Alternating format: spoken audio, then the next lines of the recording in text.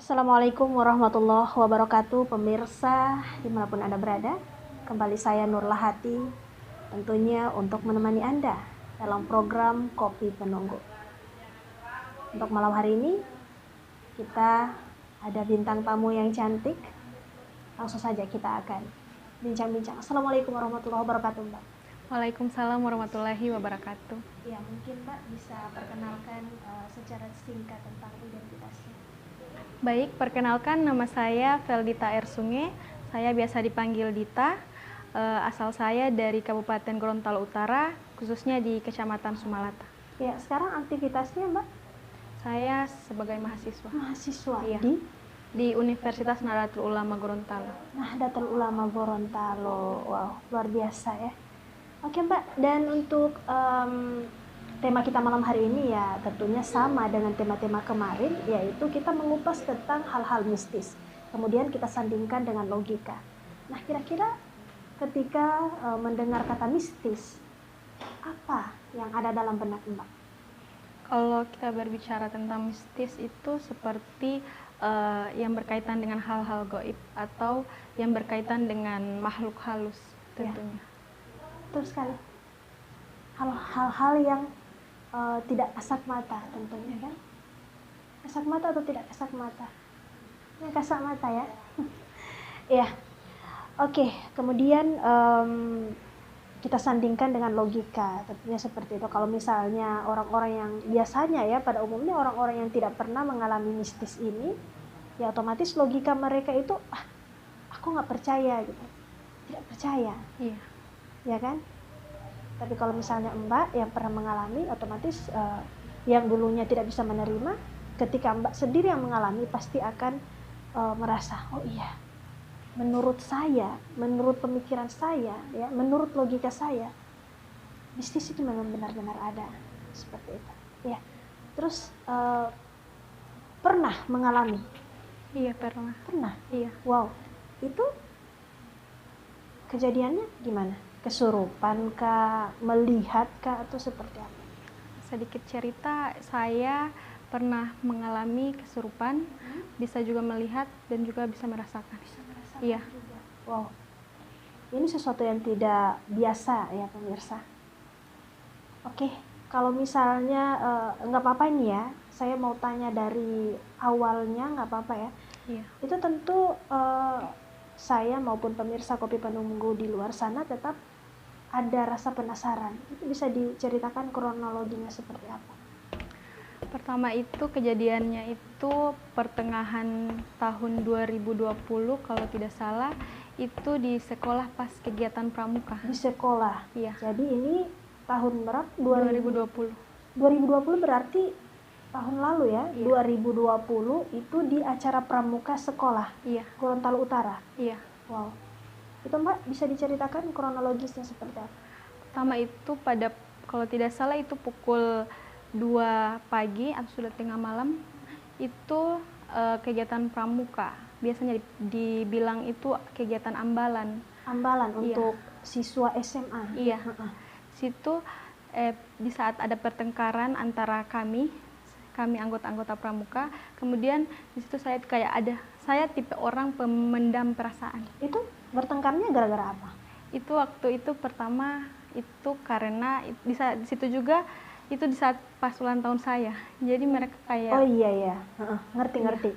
Jadi kalau misalnya kita mau menjelang hari ulang tahun, tetap ada saja surprise, dan surprise itu beda-beda gitu. Ada yang langsung senengnya, ada yang harus marah-marah dulu, dimarah-marahin dulu, dikesel-keselin dulu ya kan. Ya terus setelah itu dikerjain ya? Iya.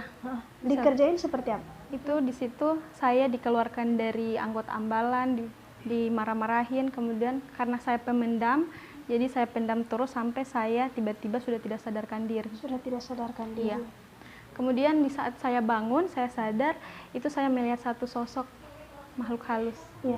Jadi pada saat Mbak marah itu langsung tidak sadarkan diri, atau mungkin ada pengantar, misalnya ya udah pingsan aja, atau mungkin Mbak melihat sosok dulu kemudian mendekat lalu masuk, atau seperti apa?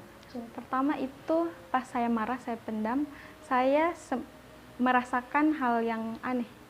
di belakang saya. Anehnya tuh Iya. seperti ada yang memperhatikan di Iya. belakang atau yang mendekat tuh. Ini bagian belakang saya. Terasa dingin. Iya. merinding gitu. Terasa dingin, kemudian kayak berat. Iya. Terus saya pingsan. Di saat saya sadar, saya melihat sosok. Kalau itu genderuwo. Iya, itu pingsannya atau kesurupan tuh Mbak? Pingsan dulu. Pingsan Pingsan dulu, dulu. kemudian Sadar. iya, kemudian Terus saya melihat. langsung, iya. Terus kesurupannya kapan tuh? Ya. Kesurupannya kapan? Itu di saat setelah sadar. Setelah sadar dari pingsan, Iya. kemudian lihat sosok, kemudian Kesurupan. kesurupan. Iya. Oh.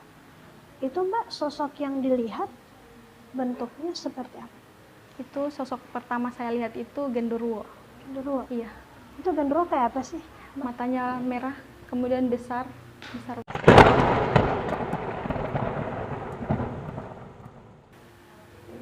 Ya udah, Mbak tenang dulu ya.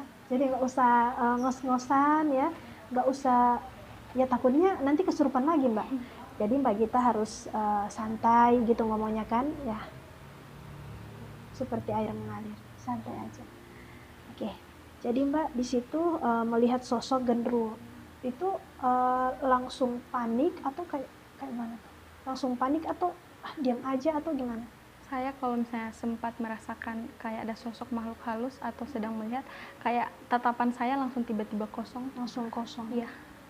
Terus langsung nggak sadar. Iya. Ya. Terus setelah itu Mbak pingsan ya? Iya. Pingsan, kesurupan, gitu kan? Artinya di sini pingsannya itu sudah tidak tahu apa-apa lagi seperti itu. Nah, pada saat Mbak Gita siuman itu seperti apa reaksinya pas bangun? Saat kalau kata teman-teman saya pas di saat saya siuman itu kan saya refleks lihat ke atas. Tiba-tiba ada sosok besar, itu genderuwo melihat ke saya dan kayak tatapan saya kosong. Kemudian tiba-tiba ini berat bagian ini. Kemudian bagian kaki saya sudah dingin. Ini pada saat terbaring? Iya, terbaring. Setelah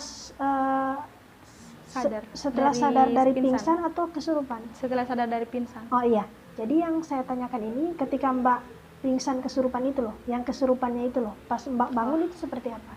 Pas di saat saya bangun itu ada banyak orang ya tentunya. Iya, banyak. Tiba-tiba badan saya kesakitan semua. Sakit? Iya, biru-biru. Itu disebabkan karena?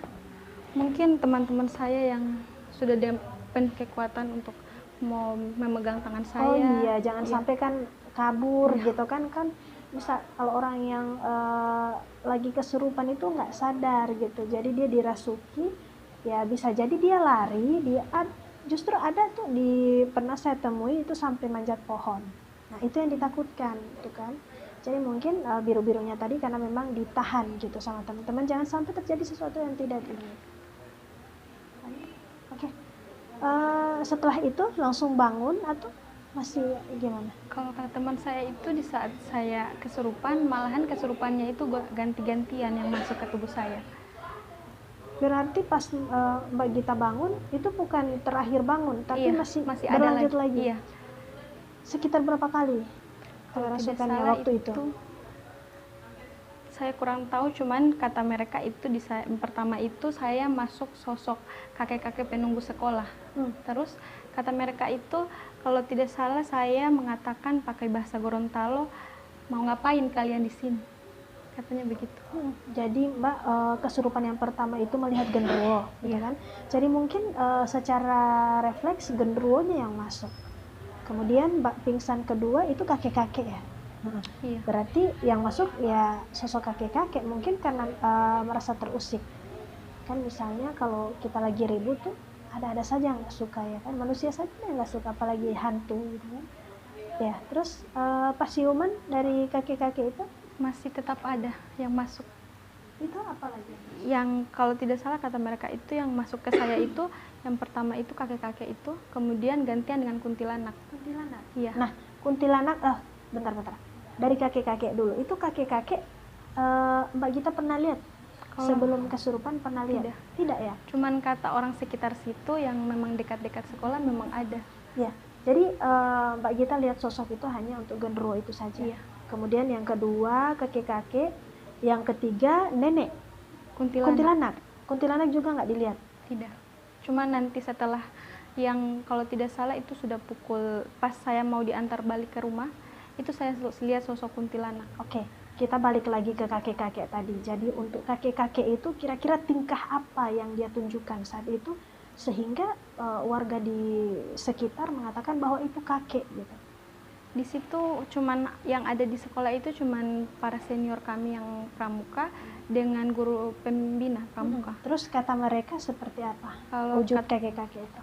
wujud kakek-kakek itu kalau tidak salah itu memang yang bagian sini ini bagian ininya hancur, kemudian yang bagian kakinya itu sudah tidak ada. Iya, wujudnya di badan Mbak kira-kira mungkin cara jalannya seperti kakek-kakek atau mungkin Cuman batuknya. suaranya.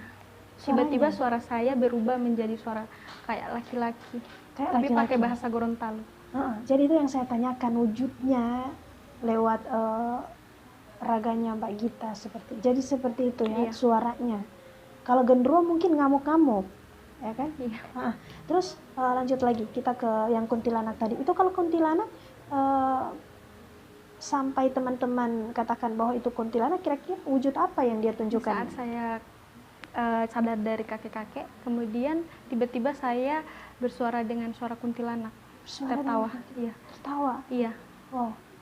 Itu nggak sadar sama sekali atau Iya. gimana? Itu pertama kali saya kerasukan dari SMA. Jadi 3 kali atau masih ada lagi? Dan yang terakhir itu saya sempat menari dengan sinden. Sinden. Iya. Itu cerita dari siapa aja? Dari teman-teman saya yang di pramuka. Teman-teman juga mengatakan kemudian bahwa nari. guru pembina. Ya. Pembina pramuka. Terus sudah pasiuman gimana tuh? Pasiuman tiba-tiba badan saya, tubuh saya semuanya terasa sakit. Terus? Kemudian 3 hari, kalau tidak salah itu 3 hari bagian ini berat semua. Iya. Itu pada saat Mbak siuman langsung dibawa kemana? Saat saya siuman itu langsung dibawa pulang ke rumah. Berarti tidak lanjut lagi untuk Tidak. pramukanya? Tidak. Langsung dibawa ke rumah? Iya. Terus yang bawa? Itu teman-teman saya. Teman-teman. Guru pembina ikut? Guru pembina tidak ikut. Tidak ikut. Oke. Terus pada saat di rumah yang dirasakan masih sama? Iya. Berat ya? Iya. Mohon maaf nih lagi musim-musimnya ya, batuk. Oke Mbak, setelah siuman kemudian langsung diantar ke rumah, itu beberapa hari kemudian itu rentan berapa hari gitu baru kesurupan lagi? Kalau rentannya berapa hari itu, saya dari pertama kerasukan itu kesurupan itu sampai 1 tahun nanti. Kalau misalnya memang merasakan itu nanti kayak kesurupan kembali. Saya sering kayak melihat atau merasakan. Sekarang begitu?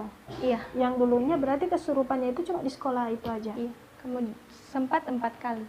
4 kali? Iya. Itu di sekolah. Iya. Kemudian lagi di tempat keluarga saya. Pas saya itu sebagai kayak tempat pengobatan. Sosok dimasukkan ke tubuh saya untuk mengobati orang. Itu saya sempat juga. Iya. Itu pada saat mengobati orang yang dirasakan Mbak seperti apa? Apakah memang wah saya memang tahu bisa mengobati atau gimana? Pertama itu kan sosok orang lain yang dimasukkan. Itu kira-kira logikanya seperti apa? Iya. Begini. Mbak kan dimasukkan sosok untuk mengobati orang lain. Nah, perbedaan antara Mbak masih belum dimasukkan sosok itu, kemudian dengan yang sudah dimasuki sosok itu, perbedaannya di mana? Masih sadar juga?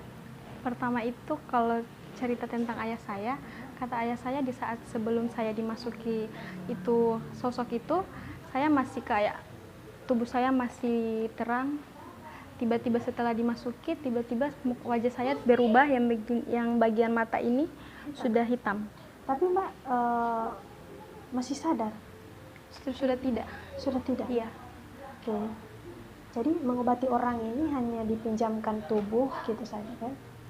Tapi logikanya udah nggak main lagi. Iya. Oh. Oke, Mbak. Setelah itu kesurupan Mbak Gita,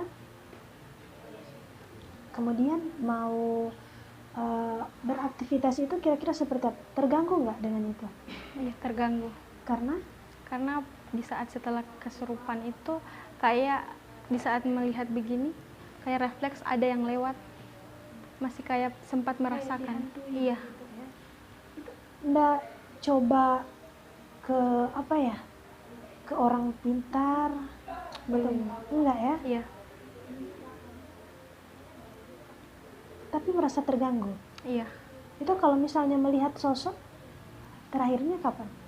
Itu awal Desember. Awal Desember. Iya. Tahun ini? Iya. Masih melihat juga? Iya. Sempat juga kesurupan.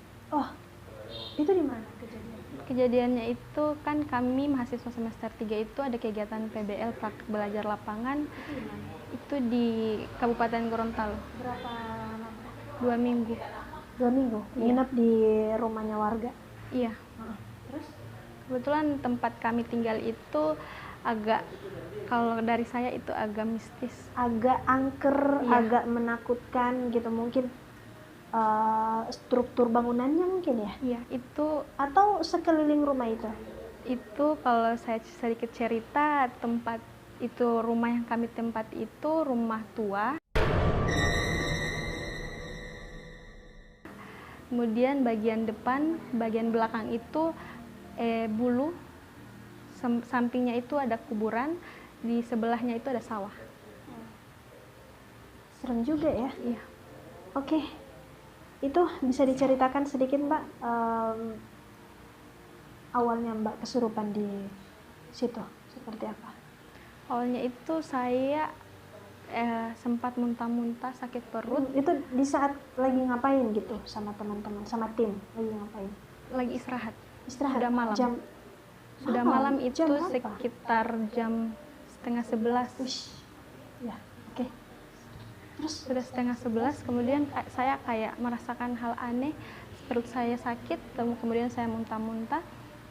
Saya juga kayaknya saya yang salah, tiba-tiba saya bawa makanan, kemudian saya keluar di depan pintu. wow, itu kita percaya nggak percaya pemirsa, kalau di Gorontalo itu ya dari leluhur turun temurun memang ada larangan-larangan yang tidak harus kita lakukan, seperti kita makan makanan nasi kuning gitu di dalam kamar, itu kan pamali, apalagi Iya. kalau kita bawa makanan keluar terus kita tidak buang sedikit, ya kan, itu kita bakalan ngerasa hal-hal aneh pastinya. Terus sakit perut di saat sudah mau makan atau baru Setelah mau makan. Setelah makan baru Iya. sakit perut. Emang tidak ada inisiatif sedikit untuk buang, hanya untuk biar kamu nggak sakit Mbak? Kalau soal itu saya kurang tahu. Kurang paham Iya. seperti itu. Iya. Terus Mbak, pada saat sakit perut itu, tapi piringnya langsung diantar atau masih Iya. dipegang? Langsung saya antar ke dapur, kemudian saya duduk. Kebetulan di situ kami itu tim itu mau adakan rapat. Iya, rapat untuk planning besoknya. Cuman karena saya orangnya pemendam amarah, jadi di situ Itu juga kenapa amarahnya ngeluncak, itu kenapa?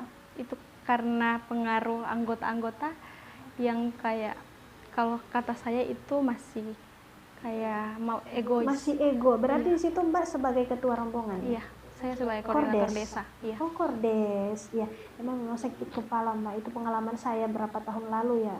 6 tahun lalu, kalau misalnya ada anggota yang tidak sejalan dengan kita, ya sakit kepala juga. Karena mau salah dengan tidaknya mereka, tetap yang kena itu ya Kordes. Iya. Gitu. Jadi harus mental gajah Mbak. Oke, lanjut lagi Mbak. Jadi pada saat Mbak antar piring, kemudian ada itu yang paling memuncak dan memancing amarahnya Mbak itu apa?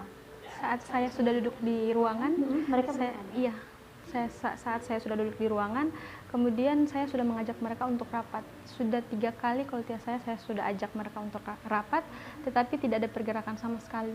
Jadi saya karena sudah merasakan sakit, jadi saya sudah masuk kamar, sudah istirahat, tiba-tiba rasa mual, sakit perut, sakit kepala itu sudah ada. Ya, jadi pemirsa, kopi penunggu dimanapun Anda berada, itu kalau di Gorontalo tuh, tapi mungkin di daerah-daerah lain juga ada. Kalau misalnya kita tuh kosong pikiran atau pikiran kosong, kemudian kita lagi amarahnya, kita lagi naik-naiknya, atau mungkin di saat kita sakit itu keseringan loh kayak gitu, kesambet sama setan. Nah, terus Mbak langsung merasakan sakit perut, Sudah muntah. Kata orang sekitar katanya kalau bahasa mereka itu Ilanggu. kebiri. Ya, Kebiri? Iya, kebiri itu kayak ilanggu dengan banyaknya setan. Ditegur setan. Iya. Gitu. Terus Banyak.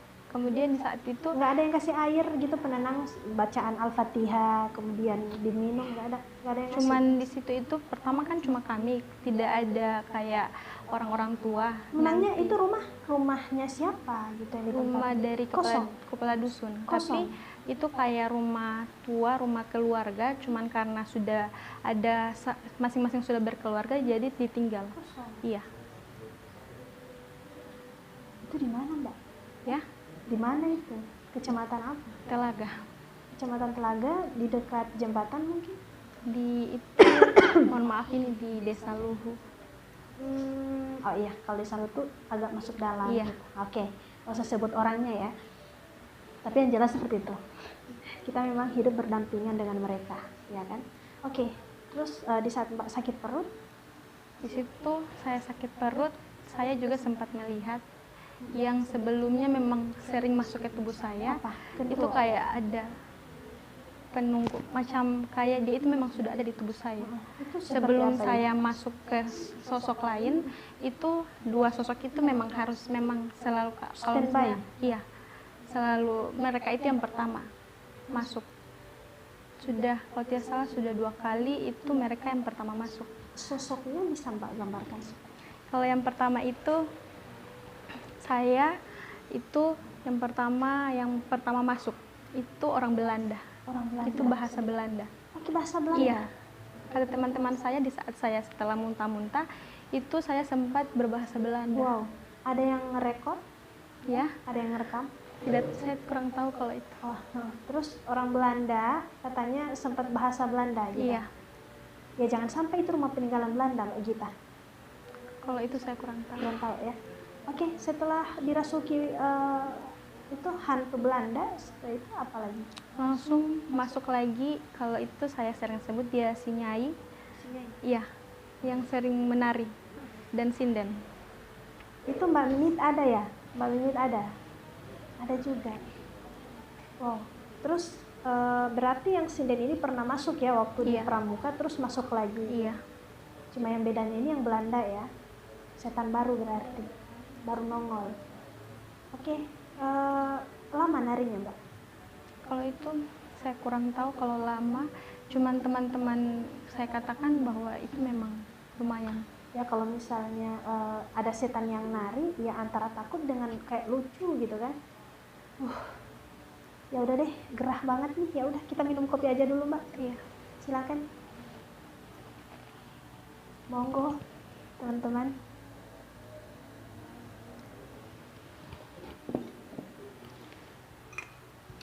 Oke, Mbak Gita, selama Mbak Gita melihat sosok itu, satu sosok yang paling menakutkan untuk Mbak Gita itu sosok apa? Itu sosok kuntilanak. Iya. Kenapa? Kenapa takut sama kuntilanak? Pertama saya lihat sosok kuntilanak itu waktu kesurupan di SMA. Ya. Ya di sekolah itu bagian, tapi sosok itu tidak melihat ke saya. Cuman bagian belakang. Belakangnya Iya, doang? bagian belakangnya itu saya lihat lubang. Oh, Rambutnya itu sempat kayak begini. iya iya. Iya, panjang. Tapi belakangnya itu lubang. Kok bisa-bisanya ya dia mau eksis gitu, mau muter belakangnya dikasih lihat? Atau memang dari awalnya dia memang belakangnya yang Iya, dikasih lihat? belakangnya. Berarti wajahnya tidak tahu Iya. pasti. Jauh nih saya pulang pemirsa. Terus Mbak, itu saat dimana, kapan gitu yang pas Mbak lihat kuntilanak itu? Itu saya lihat kuntilanak sudah 2 kali. Itu waktu di SMA. Di SMA waktu kesurupan Iya. pramuka itu, terus Iya, yang kedua kali itu di lokasi di PBL. lokasi itu dia Iya. juga atau saudaranya atau Saya mungkin kalau itu kayak beda. beda ya? Iya. Yang di Garut dengan yang di kabupaten ya beda dong. Itu kalau tidak salah yang di lokasi PBL itu memang tempatnya itu di depan pintu. Kebetulan di situ ada pohon pisang, cuman pohon pisang satu-satunya pohon pisang di depan pintu itu, dan saya sering lihat sosok itu. Tapi kalau melihat dari letak dari sekolah itu, kira-kira itu angker nggak sih? Iya, Angker juga. itu kayak sekolah. Itu sekolah yang sudah lama. Oke Mbak, sekarang saya mau tanya, itu Mbak masih kemarin Desember ini ya, awal Iya. Desember, itu Mbak masih pengen seperti ini atau pengennya kalau boleh ini dikeluarin aja karena mungkin mengganggu gitu kan sama Mbak? Kalau dari saya pengen beraktivitas seperti biasa, seperti sebelum saya kerasukan. Berarti Iya. ingin sekali Mbak untuk Iya, berobat. Iya. Gitu ya. Ya udah, saya doain insya Allah Mbak bisa diobati gitu kan. Banyak kok ustadz-ustadz yang bisa ruqyah, mungkin bisa ya kan.